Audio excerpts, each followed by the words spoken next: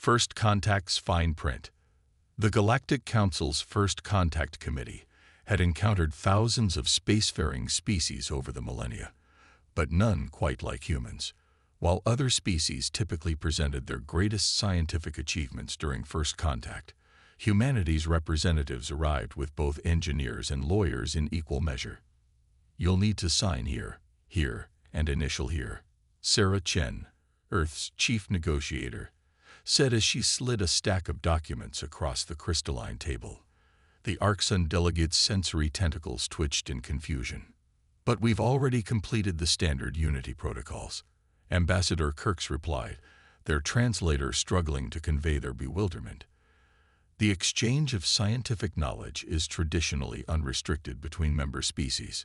Sarah smiled, the kind of smile that had preceded countless technological revolutions and corporate mergers back on Earth.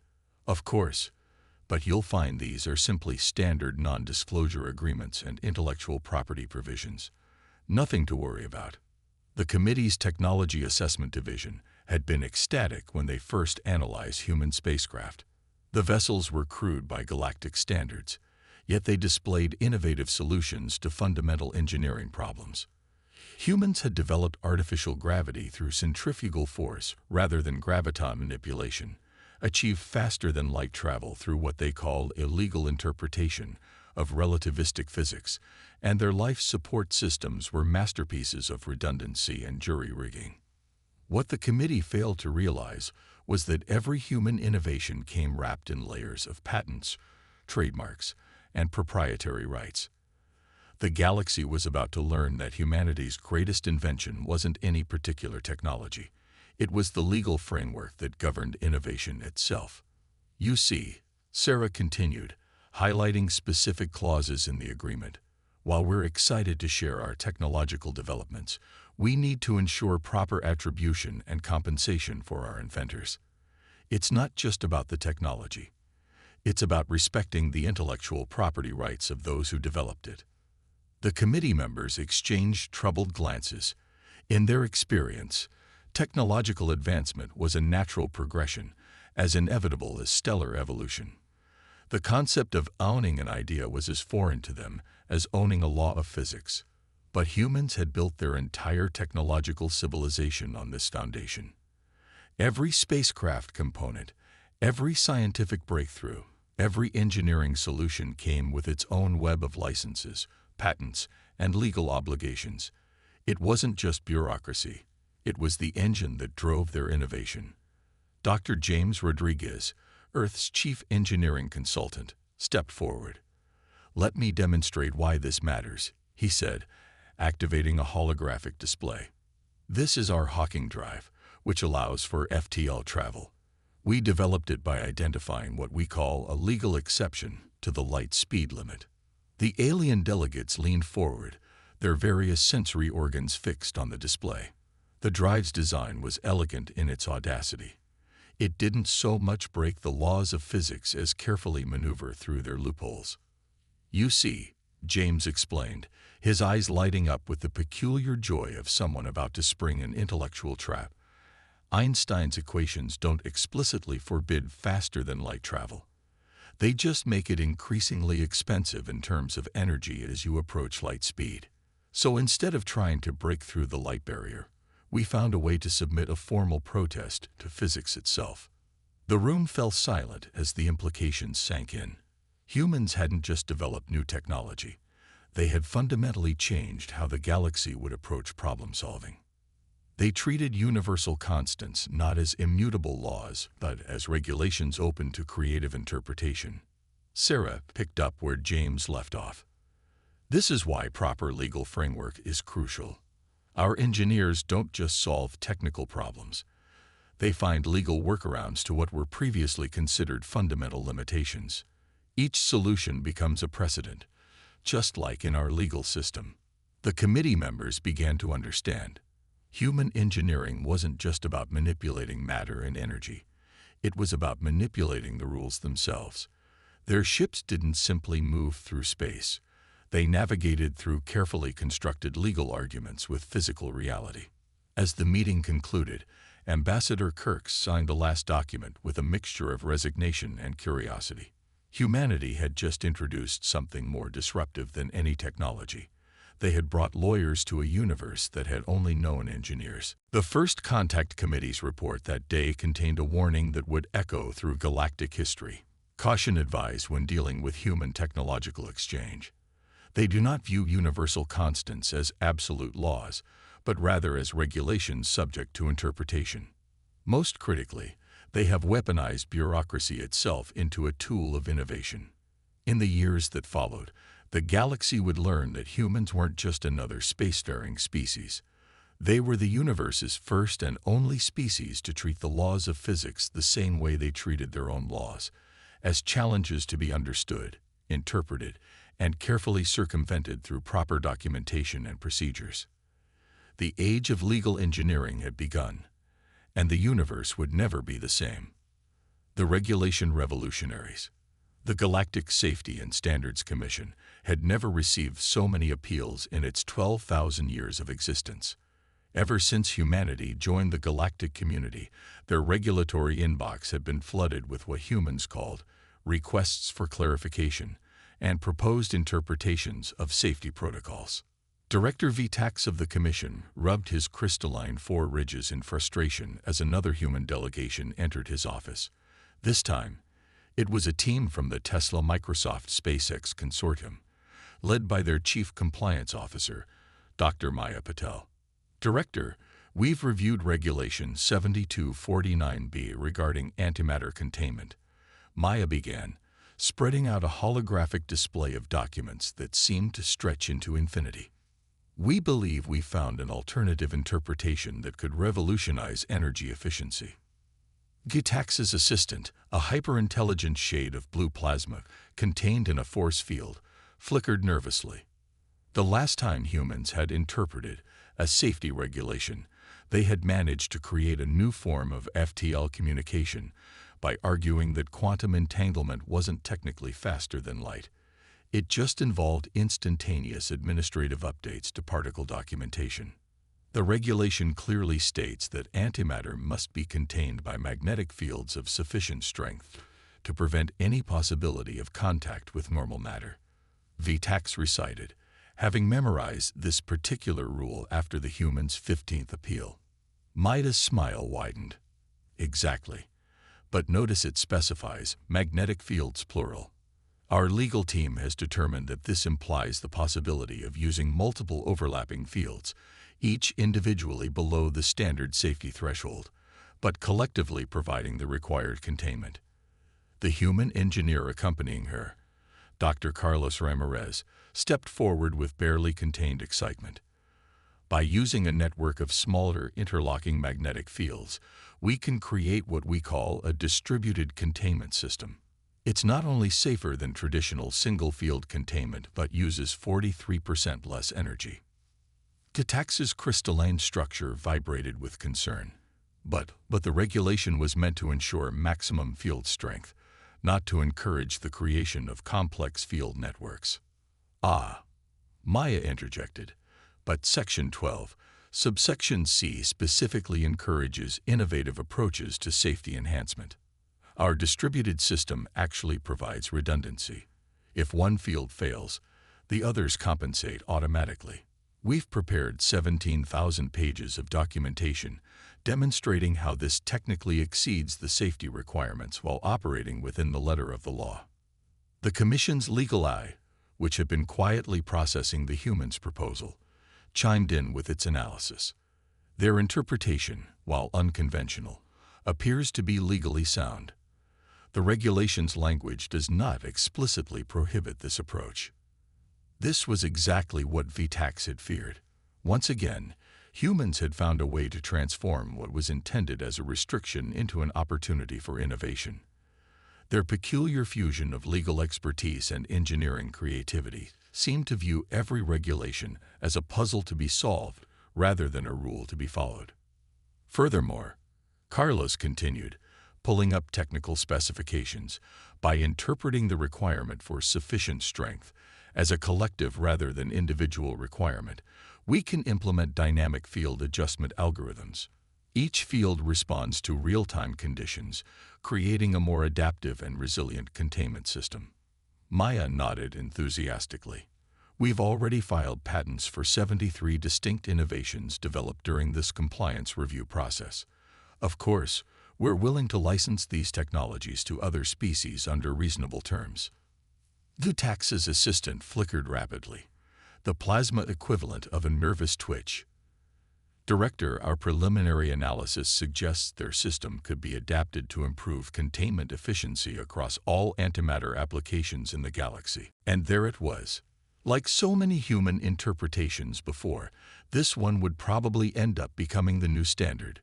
Vitax had learned that resisting human regulatory innovation was futile. They would simply file appeals, request hearings, and submit increasingly detailed technical analyses until their interpretation became accepted practice. Very well, Vitax sighed, his crystalline form refracting light in patterns that indicated resignation.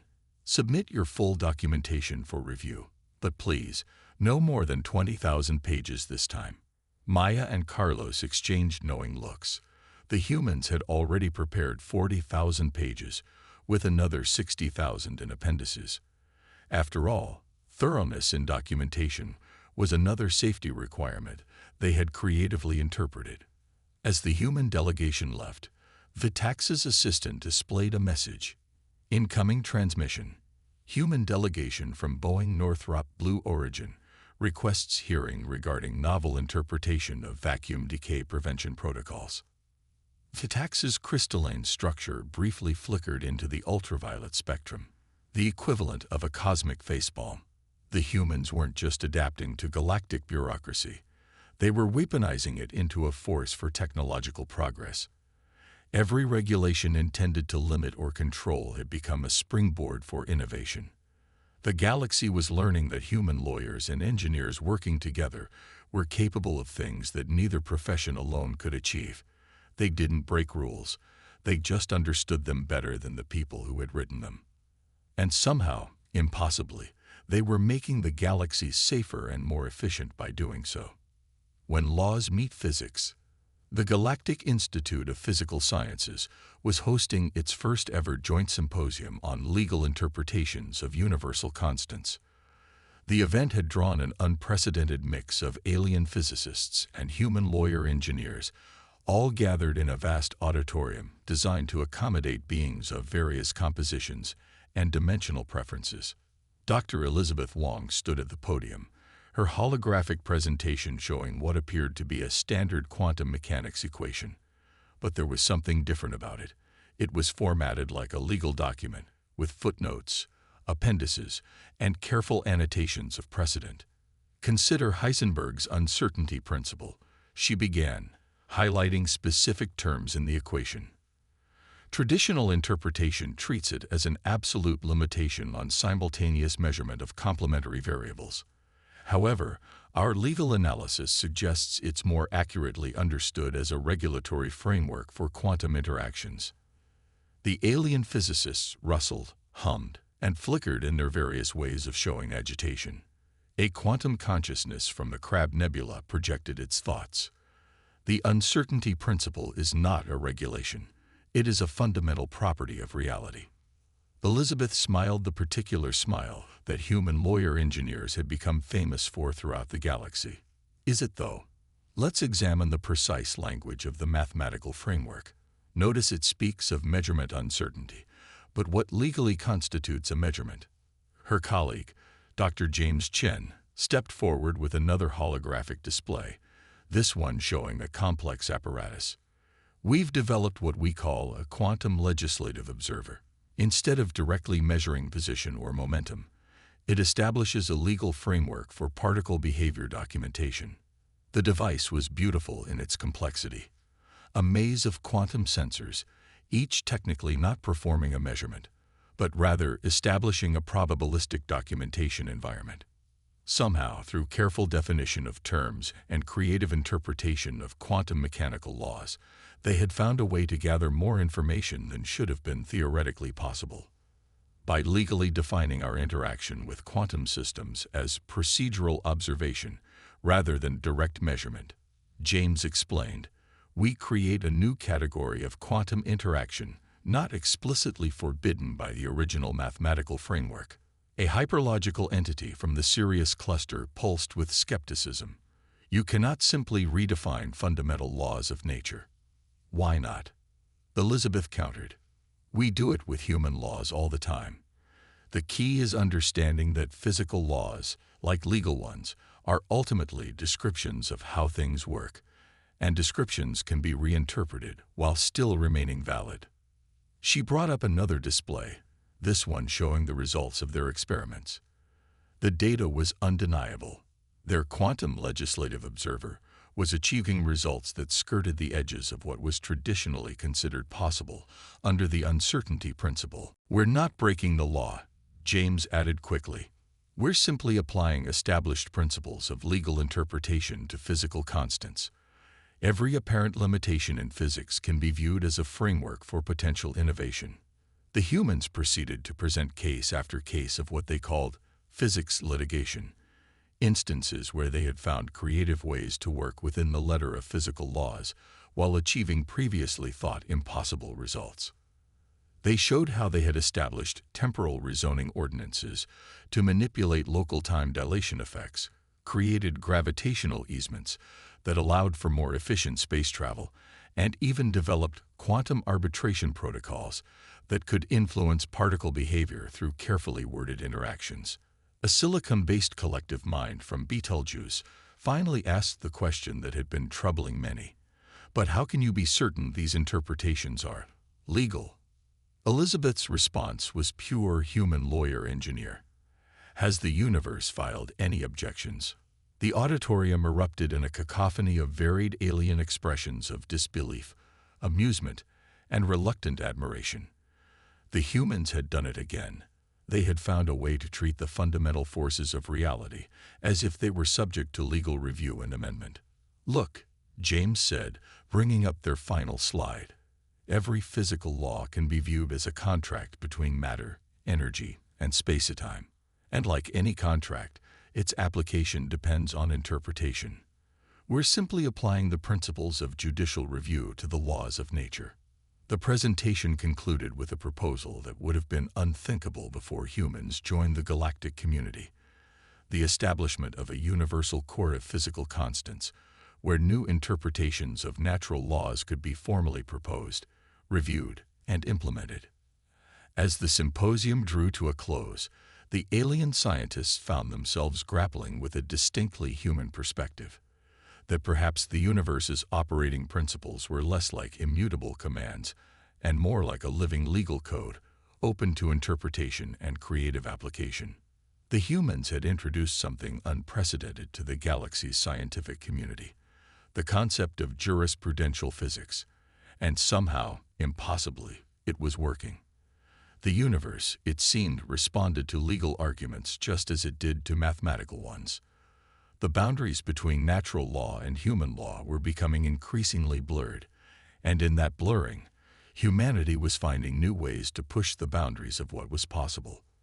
After all, as Elizabeth liked to say, the laws of physics are only as absolute as our interpretation of them. The Great Patent War. The first shots of the Great Patent War weren't fired from weapons, but from filing systems. It began when the Centaurian Alliance received a cease and desist notice from the Human Intellectual Property Office regarding their use of quantum tunneling technology in their latest starship drives. But we've been using quantum tunneling for millennia, protested High Administrator Xerix of the Alliance, their crystalline form vibrating with indignation. How can humans claim ownership of a fundamental quantum process? Rebecca Martins, Earth's chief patent prosecutor, adjusted her glasses and pulled up a holographic display of patent filing EP Key 2187.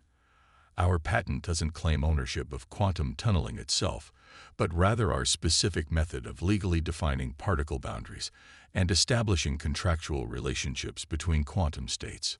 The galaxy was learning that humans hadn't just mastered technology, they had mastered the art of owning ideas. Their patent system was unlike anything the galactic community had encountered. While other species freely shared technological advancements, humans had developed an intricate framework of intellectual property rights that transformed abstract concepts into ownable assets.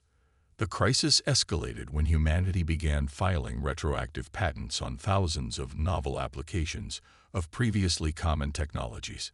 Each filing was accompanied by mountains of documentation, proving how human legal interpretation had fundamentally transformed these ancient processes into new innovations. The Galactic Council called an emergency session. Representatives from 1,000 species gathered in the Great Chamber of Proxima Station, their various forms of consciousness united in bewilderment at the human concept of intellectual property. "Explain to us," demanded the hive mind of Antares, its trillion components speaking in unison. "How can one claim ownership of an idea?"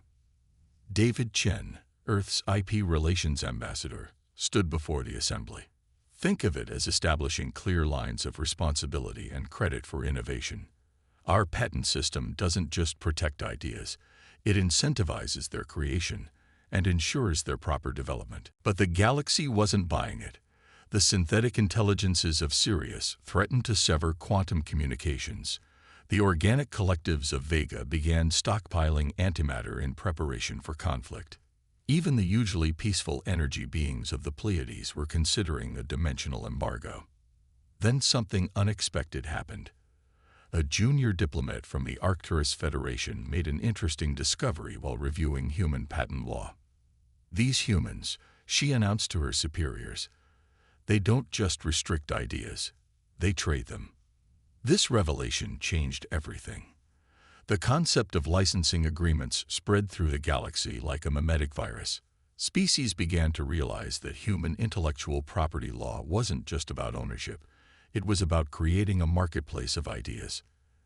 The Andromedans were the first to embrace the system, filing their own patents using human legal frameworks. Soon, cross-species licensing agreements were being negotiated. The hive minds of Betelgeuse licensed their biological computing patents to the silicon entities of Tau Ceti. The energy beings of the Pleiades began trading quantum manipulation techniques with the dark matter consciousness of the galactic core. Rebecca Martinez found herself working overtime as galactic species rushed to adapt human IP law to their own unique forms of innovation. "We've created something unprecedented," she explained to a gathering of alien legal scholars. "A universal framework for trading not just goods and services, but ideas themselves." The crisis point came when a coalition of species filed a class action lawsuit against humanity, claiming that the very concept of patents should be considered prior art and thus unpatentable. The irony of using human legal concepts to challenge human legal concepts wasn't lost on anyone.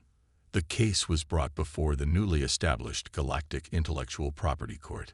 The proceedings lasted 3 Earth years, involved lawyers from 12 dimensions, and generated enough documentation to fill a small gas giant. In the end, the court reached a landmark decision. The human patent system itself was recognized as a patentable innovation, with humanity granted a non-exclusive license to share it with other species. David Chen stood before the Galactic Council once again, this time to present the resolution. "We propose the establishment of a universal patent exchange," he announced. "A system where species can freely trade intellectual property rights across cultural and physical boundaries." The proposal was accepted. The Great Patent War ended not with destruction, but with the creation of something new, a galactic economy of ideas. Species that had never before considered the value of their intellectual innovations began developing new technologies specifically for trade. As the dust settled, the galaxy had to admit that humans had done it again. They had taken what could have been a catastrophic conflict and transformed it into an opportunity for unprecedented cooperation. Their obsession with owning and trading ideas had paradoxically led to the greatest explosion of shared innovation in galactic history. In retrospect, High Administrator Xerix would later remark, their crystalline form now adorned with official patent office credentials, "It's exactly what we should have expected from a species that managed to lawyer their way around the laws of physics." Rewriting the rules. 50 years after humanity's introduction to the galactic community, the universe had become unrecognizable. The changes weren't immediately visible in the physical realm. Stars still burned, planets still orbited, and space remained largely empty. The revolution had occurred in how the galaxy's civilizations understood and interpreted the nature of reality itself. The annual Galactic Congress of Legal Engineering was being held on Earth this year, a symbolic choice that wasn't lost on any of the attendees. The Grand Hall of Universal Innovation in New Singapore hosted representatives from every known spacefaring civilization, each bringing their own unique perspective on what humans had dubbed regulatory physics. Dr. Sarah Chen, now in her 70s and recognized as one of the pioneers of legal engineering, stood before the assembled delegates. Her hair had gone silver, but her eyes still held that characteristic gleam that had helped launch a revolution in thinking half a century ago. "When we first joined the galactic community," she began, her voice carrying across the chamber designed to accommodate all forms of sensory perception, "we were seen as an oddity, a species that treated universal constants as negotiable terms and viewed physical laws as legal precedents to be challenged." The assembled delegates, ranging from quantum consciousness constructs to crystalline hive minds, signaled their agreement in their various ways. They had all watched as humanity's peculiar approach to reality had transformed their understanding of what was possible. "Today," Sarah continued, "we gather not just as engineers or lawyers or scientists, but as universal legislators. We have learned that the cosmos itself operates on principles not unlike our legal systems, complex, interrelated, and open to interpretation through careful argumentation and precedent." She gestured to the massive holographic display behind her, showing the current state of what had become known as the Universal Code, a living document that combined physical laws, engineering principles, and legal frameworks into a single unified approach to understanding and manipulating reality. The code had begun as a human initiative to standardize their various legal interpretations of physics, but it had evolved into something far more profound. Every species had contributed their own understanding, their own legal precedents in dealing with fundamental forces, creating a new way of looking at the universe itself. "Consider," Sarah said, highlighting a section of the code, "how our understanding of gravity has evolved. We no longer see it as simply a force of attraction between masses, but as a complex network of spatial legal relationships that can be negotiated through proper documentation and argumentation." She brought up footage of the latest human innovation, ships that didn't so much fly through space as file the proper paperwork with reality itself, establishing legal right-of-way through the fabric of space-time. The vessels moved with an elegant efficiency that seemed to defy traditional physics, yet operated entirely within the established framework of universal law. A consciousness construct from the Andromeda galaxy pulsed with curiosity. But how do we know when we've gone too far? When our interpretations stretch the universal laws beyond their breaking point? Sarah smiled. "That's the beauty of our system. Just like in human law, we have checks and balances. Every new interpretation must be tested, documented, and proven sustainable. The universe itself acts as our Supreme Court. If an interpretation is truly invalid, reality has a way of overturning it rather definitively." The gathering had become more than just a conference. It was a testament to how humanity's peculiar approach had transformed galactic civilization. Species that had once seen the universe as a set of immutable rules now viewed it as a living framework of negotiable principles. The results had been staggering. Diseases once thought incurable were being legally redefined as temporary states of biological misconformity. Space travel had been revolutionized by treating distance itself as a procedural rather than physical constraint. Even time was beginning to be understood not as an absolute progression, but as a series of causality contracts that could be carefully renegotiated. "But our greatest achievement," Sarah concluded, "isn't any particular technological breakthrough or legal interpretation. It's the understanding that the universe isn't a static set of rules to be followed, but a dynamic system of principles to be engaged with. We've transformed the relationship between conscious beings and reality itself. As if to emphasize her point, a group of energy beings from the galactic core demonstrated their latest innovation, a method of existing in multiple dimensional states simultaneously by establishing clear legal precedent for quantum superposition rights. They had effectively lawyer-engineered their way around the traditional limitations of physical form. The Congress concluded with the ratification of new amendments to the Universal Code, each one pushing the boundaries of what was thought possible while remaining carefully within the established framework of reality's laws. Humanity had introduced the galaxy to their unique approach to problem-solving, and the galaxy had embraced it with enthusiasm. As the delegates departed, Sarah stood at the window of the Grand Hall, watching ships of various species departing Earth's atmosphere. Each one represented a different approach to negotiating with physics, yet all operated under the unified framework that humanity had helped establish. We didn't just change how the galaxy builds things, she mused to her AI assistant. We changed how it thinks about what's possible. And in doing so, we've opened up possibilities that none of us, human or alien, could have imagined. The universe, it seemed, had a sense of humor after all. It had taken a species of lawyer engineers from a small blue planet to teach the galaxy that reality itself was open to interpretation, as long as you filed the proper paperwork.